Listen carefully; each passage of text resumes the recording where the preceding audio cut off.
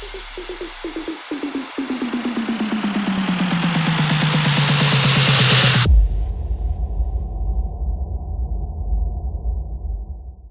guys, welcome to CR2. This is Fabio Lendrum, and I'm going to be showing you guys how to make some elements from the Future Bass and Trap pack.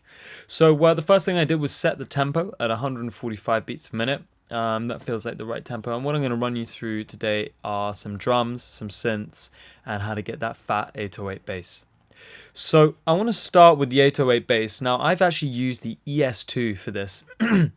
You have a few options. You can use some 808 samples. Contact has got some great sample packs as well that you can load into it. And the other option is sub boom bass. So if you want to have a look at what I've done here, I would recommend copying the setting that I've created here. So we've got one oscillator on a sine wave, keeping it nice and simple.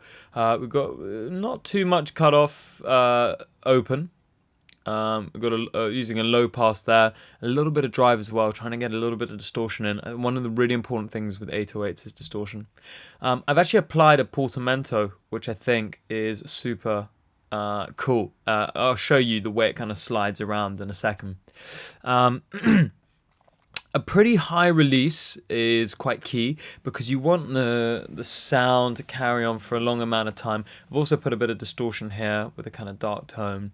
So it's actually really, really simple trying to make a 808 bass.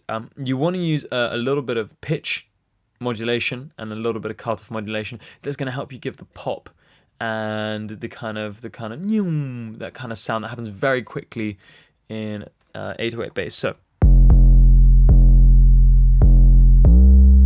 you can kind of hear it swinging there. Really, really, really fat. So let me show you the melody that I created. Now, because it's such a long bass and there's a lot of sustain, what I really recommend is not putting too many notes. So spread them out and kind of work the rhythm like you would a kick in hip hop. Okay, so I'm going to solo this and I'm going to play it to you without any of the plugins on.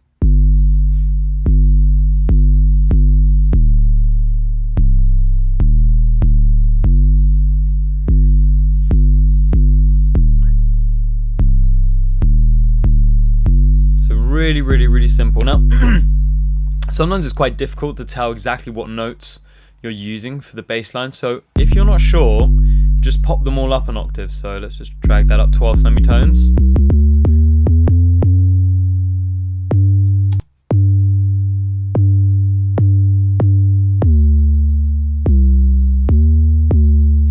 And back down.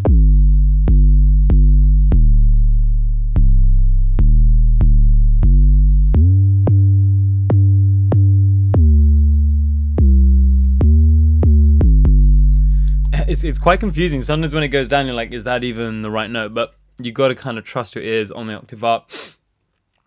Make sure it's working with the rest of the elements in your palette, you know, your melodies and so on.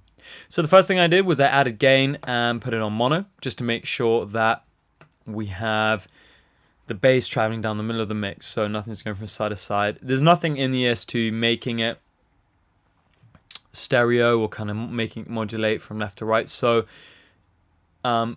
it doesn't matter too much, but I thought I'd just put it in mono anyway. It's just a kind of like a paranoid thing, I guess. Just important to do, even if you're not sure, just because it's still on the stereo channel.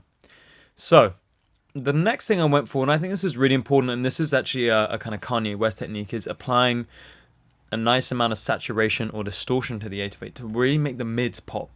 Now what I've done here is I've used a bit of multi-band saturation. On this side, I've used the warm tube, and on this side, I've used the warm tube again, but with more drive. So I'm keeping the low end, I'm warming it up a little bit, fattening up, but if I add too much saturation, I'm going to lose all that kind of fatness. But I wanted to make the low mids and the highs really distorted, so they really kind of crunch through. Okay, so I'll play it to you without.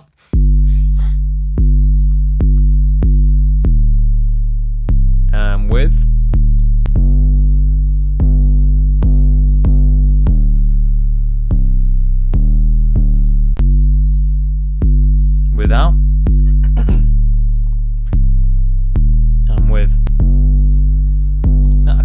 probably went a little bit overboard. I can just use this mix here just to take it down ever so slightly.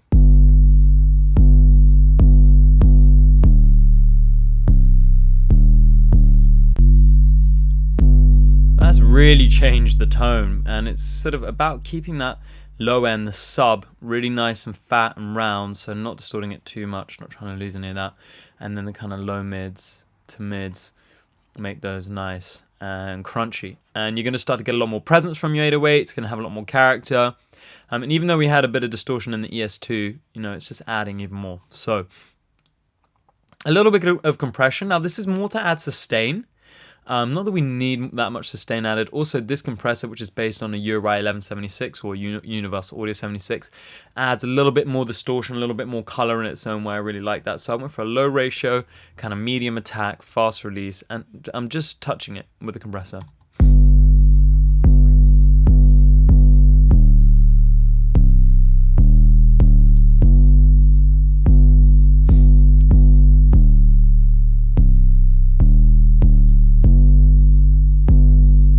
Notice how the notes kind of last longer.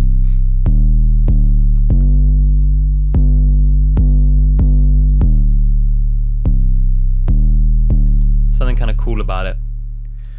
And then last but not least, some kind of quite extreme EQ. Usually I go quite simple with my EQ on things like bass, but there was a kind of a lot of resonance, I guess a lot of color coming from the sound from the saturation, so I took that out there, gave the mids a nice boost, and took out some of that clickiness too.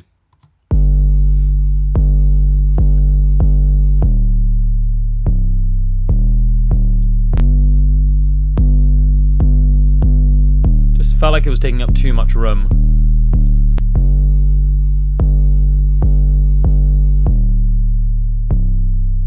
I mean, and it's still fat as hell. So, before and after.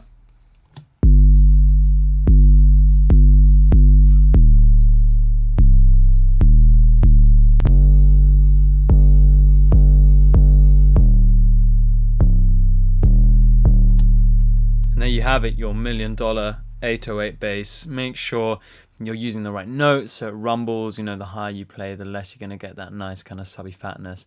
But really, distortion is the key here, and keeping it simple. So I'll play that to you with everything at the same time.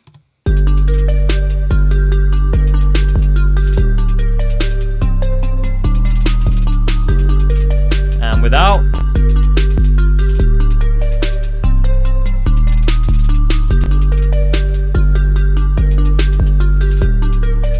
You know, it still sounds good without, but just with, you can actually hear the mids a lot more. It's got a lot more presence. You know, it's going to pop more if someone's playing it from a small pair of speakers or something like that. All right, guys, hope you enjoyed that, and I'll see you in the next video.